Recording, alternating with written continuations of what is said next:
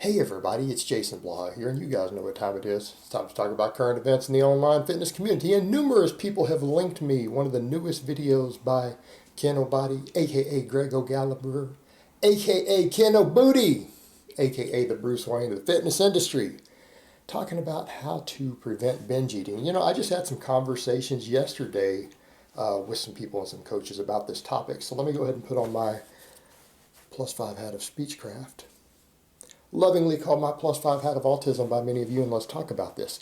And you know, I'm not going to go a lot into Greg's strategies because I think addresses the strategies for his own demographic pretty well. And his own demographic is that people who have his mindset and psychology. Because it's a fascinating topic, and it's one to where there are people out there, there are experts out there who I know and who I happen to agree with on this stuff based upon my life experience and my perspective. Because when it comes to how to regulate and manage calories, there are actually two basic psychology and personality types that have their own issues with binge eating. And people need to remember that. And the problem is that if you're not aware of that fact, it's going to be a problem when you're giving advice. And Greg comes from the group of people who have more binge problems when they are dieting, people who are capable of things like moderation. And what you're going to find is that a pretty big segment of people who struggle with obesity and fat loss, and that includes later when you try to get lean, is a different personality type who are not psychologically capable of things like moderation and who actually have legitimate food addictions. And if you go look at someone like Brianna Thoreau, she's an expert. Her and her fiance are both really good experts in the field of eating psychology here in the fitness world, and they're both coaches and everything.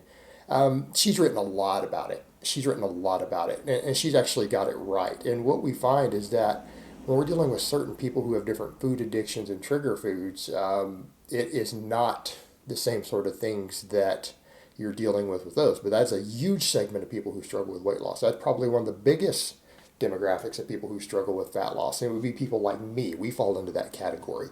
And what I found amusing in Greg's video is that he said, yeah, I mean, you could eat 2,000 calories in one binge. And it's like, wow, Greg, you've never been fat, bro. You've never been fat a day in your life. 2,000 calorie binge. That's cute. That's the warm up to your binge. Like no offense, but I mean, if you've never had a 5,000 calorie binge in one meal, you probably are not a true binge eater. You probably don't have a real problem with this. You've probably never gone up to 280, 290, 300 pounds when you didn't want to. That's real binge eaters. And you know what? That is the cause of a lot of people who you see who are morbidly obese. There's people we see out there who are still 300 pounds who actually diet and eat pretty good 3, 4, 5 days every week. And you're like, how are they still that fat? Because when that binge hits them, they sit down and they eat a 5,000 calorie meal. And let's come over to the point. It's actually possible to bulk off of a single binge every week.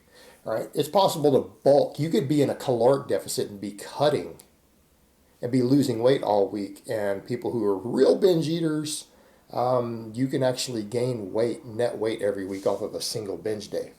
Right?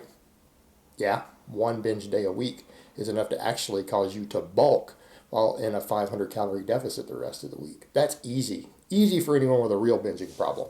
But I want to address first some of the strategies Greg tends to try to introduce, and they actually work really well for people on the other end of the spectrum. People who are capable of moderation, like Greg said, he ate one of those Magnum ice creams today. Well, that's fine. I mean, the fact that he ate one Magnum ice cream and didn't eat the entire box says, okay, Greg doesn't have a binge eating problem. But he does run into issues when dieting and cutting. And so if you look at what a lot of the strategies he implements, if you're not a person who really struggles with binge eating, which is, going to be about a third of people who've suffered from obesity, his strategies are going to work fine for you, right? And I've utilized them to some extent at different points. Like last year during part of my cut, I used a lot of the strategies, the things that Greg tends to do. You maintain a very small caloric deficit, right? When you guys are talking about, oh, we'll lose 2 pounds a week, yeah, that's not going to work. You better be using drugs to suppress your appetite, and you better be using drugs to hold on to your muscle tissue. If you're even remotely lean and you're losing 2 pounds a week, you're not a real fatty. And I don't mean bodybuilder fat, meaning if you're even where I'm at right now, you have no business dropping 2 pounds of fat a week. So when I say fat, I don't mean bodybuilder fat because I'm in the teens on my DEXA scan on the body fat percentage. I'm under 20%. Like if you're 25% body fat, okay, fine. You're 15% body fat, you have no business losing weight that quickly. It is going to cause problems. So you kind of come over to the point of just maintaining a smaller caloric deficit, right? Smaller caloric deficit. Don't try to lose body fat that quickly. Aren't you guys trying to retain muscle and strength anyways? Right? No one who cares about their physique, which is what most of Greg's followers are chasing, is trying to lose muscle. They're not trying to just hit a target scale weight. They generally want to keep all of their muscle. In fact, most of them want to gain some muscle. They want to put it in the right places. Well, you can't do that and cut fat quickly. You can't do that. So a lot of what Greg tends to implement is, again, obviously intermittent fasting. That's a big part of what he does. Higher protein intakes combined with intermittent fasting and maintaining a small caloric deficit. That's actually a viable strategy in and of itself for people who are capable of moderation, right? People who are physically capable of moderation. And they can have those other treat foods. People who are not capable of moderation actually do better on complete abstinence diets. Now, the ironic part is that you have people on the other end who do a lot of the flexible dieting thing who say that and say, well, that's a problem. You need to work on your willpower. Well, I like that Greg addressed, no, there are limits to willpower. And when you're dealing with people who are true binge eaters, it's not a willpower thing. That's like telling a drug addict, a heroin addict, just, have willpower. Only use a tenth of the syringe of the heroin. Only use a tenth of it. That doesn't work too well. And so what you find is that if you look in terms of quality of life, people who are prone to serious binge eating, people like me, just don't have the foods. Like, don't have any of your trigger foods around. And like for me, the only time I will tend to eat my trigger foods is if and I had to do this actually last week. I'm not going to get into my own personal life. No aspect of my personal life goes on the internet ever anymore. That includes you guys getting to see me eat. All you get's my training. I had a situation to where I had to go like 16 or 18 hours without food. And I mean, it was after an overnight fast. I had a protein meal, which was one of my keto meals. It was only 500 calories at like 4 in the morning. Okay, like 4 in the morning, maybe even further, might have been 3 in the morning. I didn't get to eat again till late, like 7 or 8 o'clock at night.